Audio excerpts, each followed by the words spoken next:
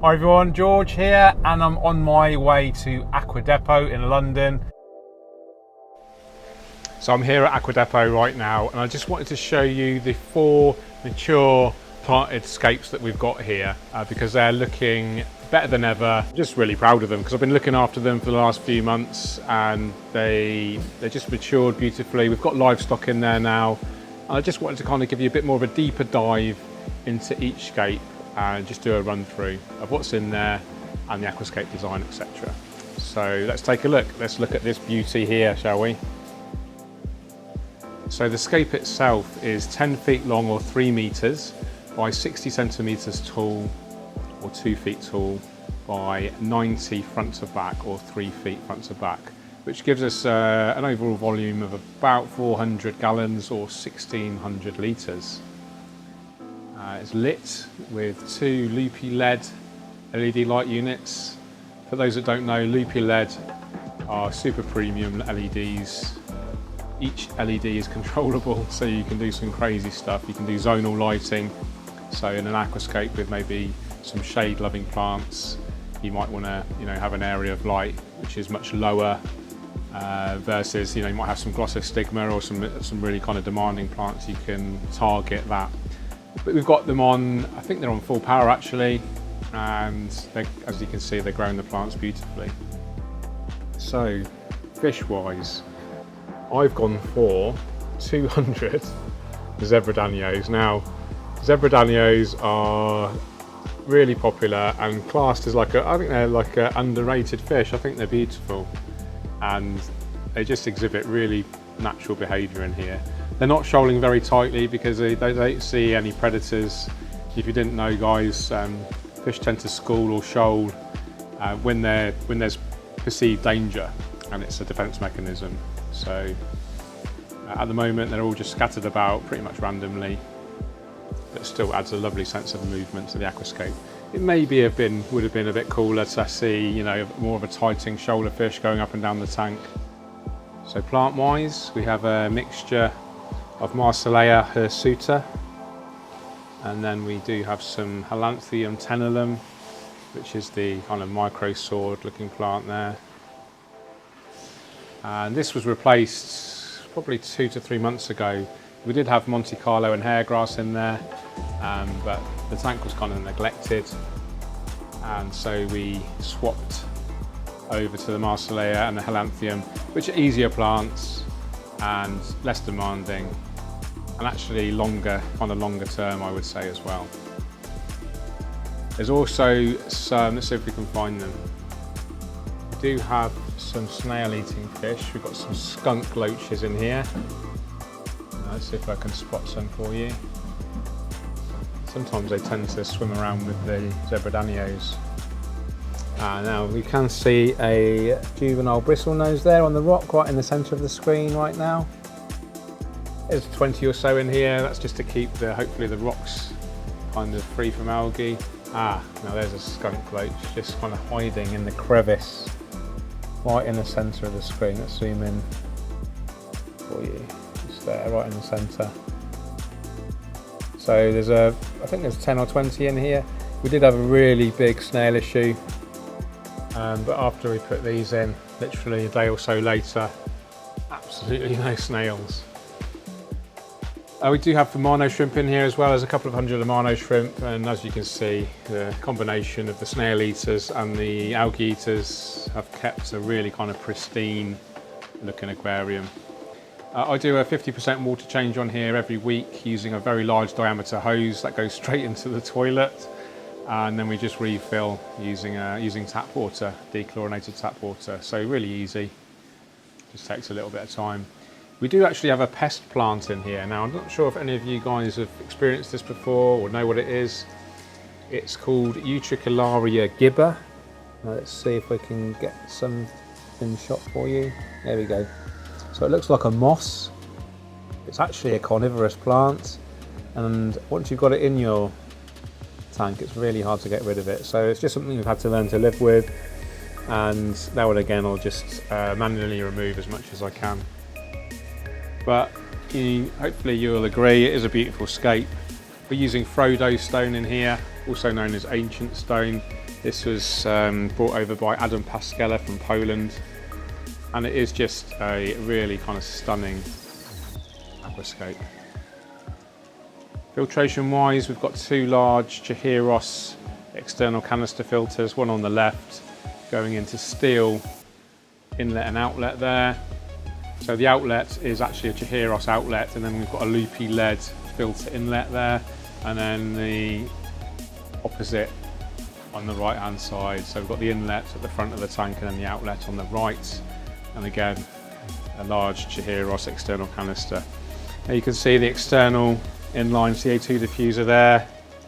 That goes into a pressurised system. We're using a CO2 art reg, a big CO2 bottle, and the CO2 reg's got two bubble counters running from it, so we've got a manifold so we can run both tanks. So this tank here on the right, and obviously the large tank here. So let's just give I'm going to sit on the armchair. There's just like a sofa behind me right now. I'm going to sit down, and this is just exactly kind of what you see when you're sitting down. It's a really, really cool sight to see.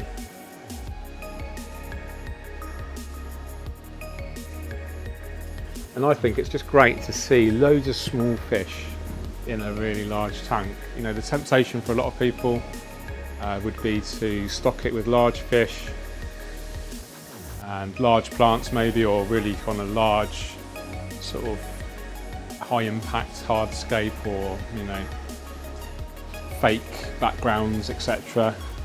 But I've gone for, you know, really prefer this kind of style, this IWAGUMI style we call it, rock only layout.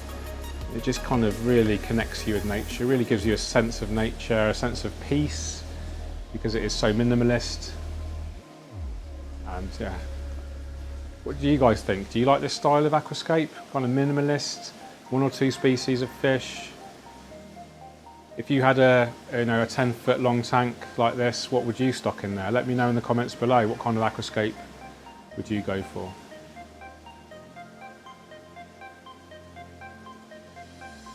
So let's move over to the Aquascaper 600.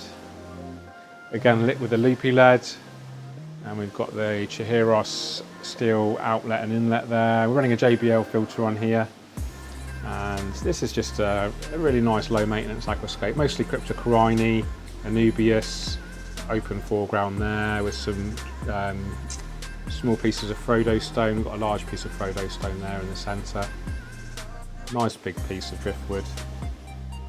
And then in the back, towards the background, we do have some more Helanthium tenellum, some more Cryptocorini, I think that's Willisii in the background. And then just a really, yeah, like I say, nice low maintenance, easy to look after aquarium. We do have some black neon tetras in here. Let's see if we can see them in the background. Can you see those guys? Let's just get them in focus for you. There we go, zoom in. I love these, shoaling really nicely there. Got some more Amano shrimp as well. And yeah, Aquascaper 600, most of you have heard of the Aquascaper 600 tank by now. And we do have another one over here.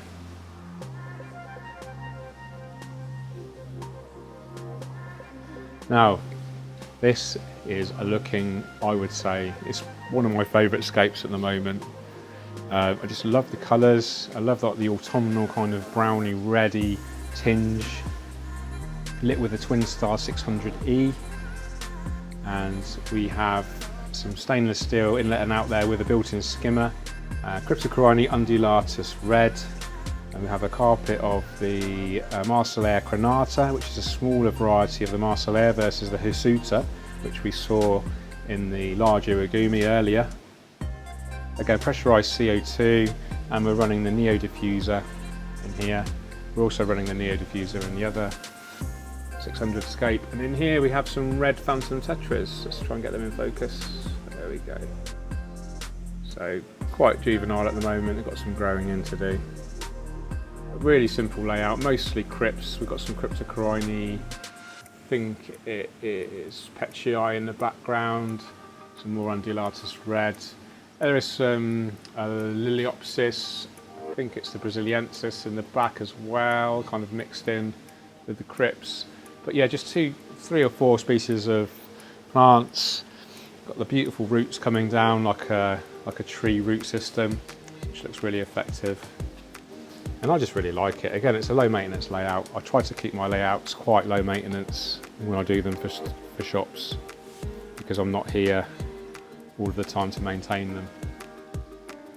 So that's the second Aquascaper 600. Now let's move on to a crowd-pleasing favourite.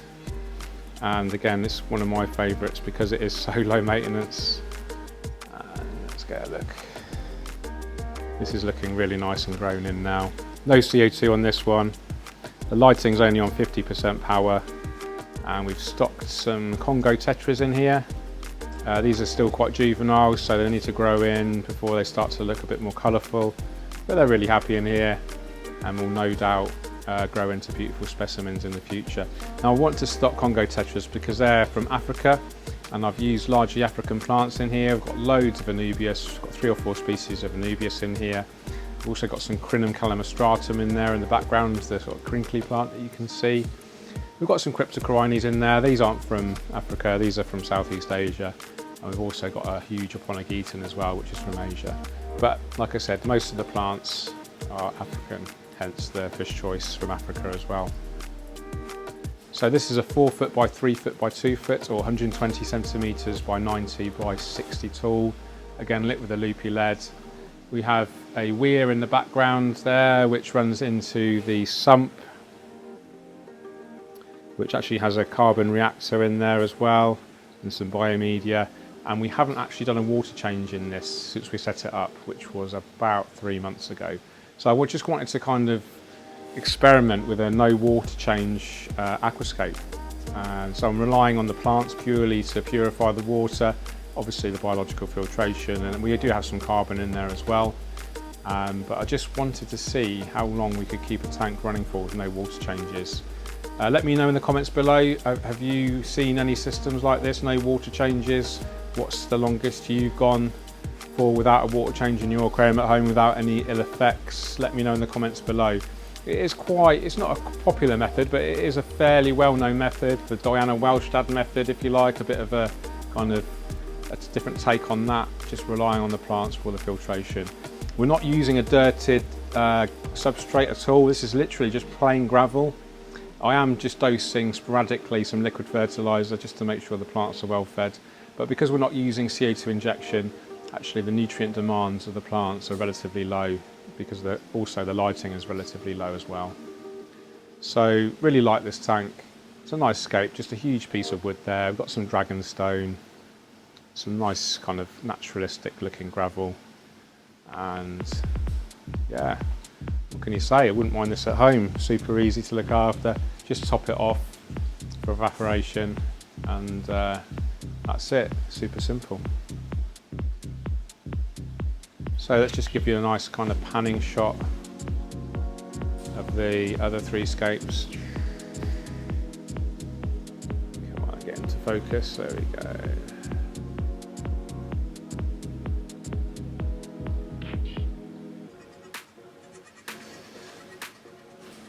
So, a few questions I asked you, let me just run through them again. What would you stock if this was your tank at home, this 3-metre scape? And let me know if you've experienced with a 0 water change planted tank, that would be awesome. Okay guys, so that wraps it up for today's video. I hope you enjoyed it. Let me know again, what would you stock in this epic tank here? And do you have any experiences with 0 water change planted tanks? Look out for more videos from Aqua Depot in the future. I scaped 4 scapes the other day at Aqua Expo, so there'll be some updates on them fairly soon. Okay guys, take care for now. Keep on scaping. Cheerio.